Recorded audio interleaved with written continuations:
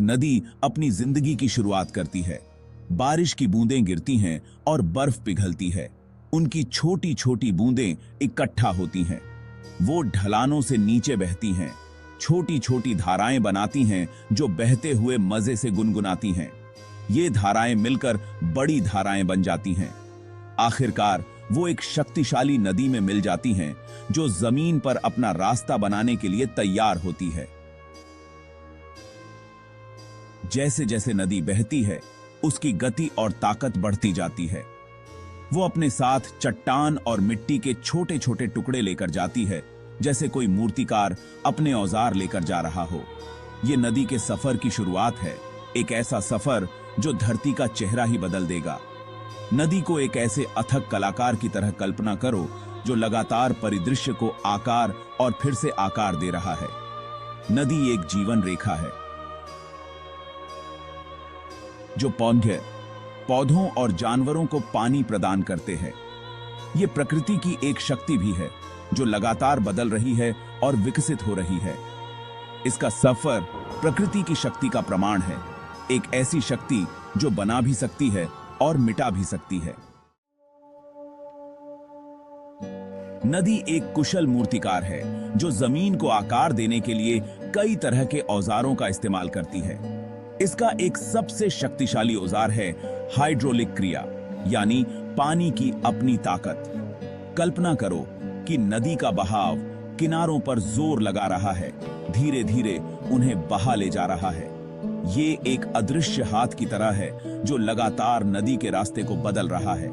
एक और औजार है घर्षण। जैसे ही नदी चट्टानों और कंकड़ों को नीचे की ओर बहाकर ले जाती है, वो नदी के तल से टकराते हैं और रगड़ते हैं। ये निरंतर पीसने की क्रिया लकड़ी पर रेगमाल की तरह चट्टान को खुरच देती है और नदी के रास्ते को गहरा कर देती है। ये ऐसा है जैसे नदी परिदृश्य पर अपने नाम के शुरुआती अक्षर उकेर रही हो। अंत में विघटन होता है। नदी का पानी एक कमजोर एसिड की तरह काम करता है जो धीरे धीरे कुछ खास तरह की चट्टानों जैसे चूना पत्थर को घोल देता है। इसे ऐसे समझो जैसे नदी चट्टान को धीरे धीरे घूंट घूंट करके पी रही हो, धीरे धीरे लेकिन निश्चित रूप से समय के साथ उसे घोल रही हो। ये प्रक्रिया बाकियों की तुलना में कम नाटकीय है, लेकिन परिदृश्य को आकार देने में महत्वपूर्ण भूमिका निभाती है। कभी कभी नदी का रास्ता चट्टानों की परतों से अवरुद्ध हो जाता है, कुछ कठोर और कुछ नरम। जब नदी को नरम चट्टान के ऊपर सख्त चट्टान की परत मिलती है तो कुछ जादुई होता है। नरम चट्टान जल्दी खुरच जाती है, जिससे एक गिरावट पैदा होती है। ऐसा लगता है जैसे नदी के सामने अचानक एक चट्टान आ गई हो और नीचे जाने का एक ही रास्ता है, छलांग लगाना। पानी इस गिरावट पर गिरता है जिससे एक झरना बनता है। पानी के नीचे गिरने की गड़गड़ाहट की कल्पना करो, एक ऐसा नजारा जो आपकी सांसें रोक देगा। गिरते पानी का बल झरने के आधार पर एक कुंड बनाता है, जिससे गिरावट और गहरी हो जाती है। झरने गतिशील होते हैं, चट्टान के खुरचने पर लगातार बदलते रहते हैं। गिरते पानी का बल सख्त चट्टान को कमजोर कर सकता है, जिससे उसके टुकड़े टूट जाते हैं और कुंड में गिर जाते हैं। समय के साथ झरना ऊपर की ओर पीछे हट सकता है, जिससे एक खड़ी किनारे वाली घाटी पीछे छूट जाती है। ये पानी और चट्टान के बीच एक धीमा लेकिन शक्तिशाली नृत्य है। भाग 4, यात्रा का अंत। नदियां समुद्र से मिलती हैं। अपनी लंबी यात्रा के बाद नदी आखिरकार अपने गंतव्य तक पहुंचती है, समुद्र। जैसे जैसे नदी समुद्र के करीब पहुंचती है, उसका बहाव धीमा हो जाता है और वो उस तलछट को ढोने की अपनी क्षमता खो देती है। कल्पना करो कि एक लंबी यात्रा के बाद नदी आखिरकार अपनी सांसें ले रही है, रेत और गाद के अपने बोझ को छोड़ रही है। पहले भारी कण जमते हैं, उसके बाद महीन कण। इसे एक छौंटाई प्रक्रिया की तरह समझें, जिसमें सबसे भारी कण सबसे नीचे और हल्के कण ऊपर की ओर जमते हैं। नदी के मुहाने पर तलछट के इस जमाव से एक अनोखी भू आकृति बनती है, जिसे डेल्टा कहा जाता है। भाग 5, डेल्टा। जहां नदियां जमीन पर रंग भरती हैं। डेल्टा नदी की अंतिम कृति की तरह होते हैं, जो हजारों वर्षों में बनते हैं।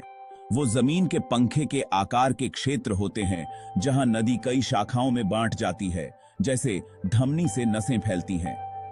नदी को एक कलाकार के रूप में कल्पना करो, जो धरती के कैनवास पर इन जटिल पैटर्न को बनाने के लिए तलछट का उपयोग अपने रंग के रूप में कर रहा है। जैसे जैसे नदी अधिक तलछट जमा करती है, डेल्टा लगातार बढ़ते और बदलते रहते हैं। वो अविश्वसनीय रूप से उपजाऊ क्षेत्र हैं, जो पहाड़ों से नीचे लाए गए पोषक तत्वों से भरपूर हैं।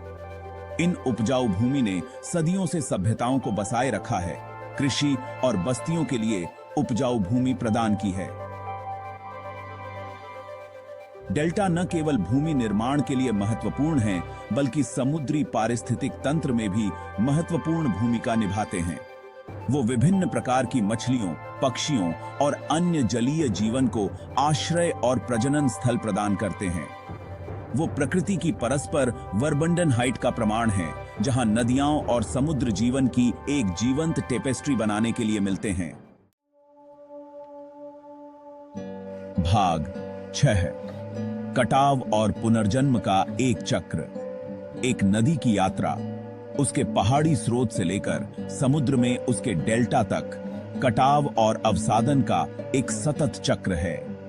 इसे एक विशाल कन्वेयर बेल्ट की तरह समझें, जो चट्टान और मिट्टी को एक स्थान से दूसरे स्थान तक ले जा रही है।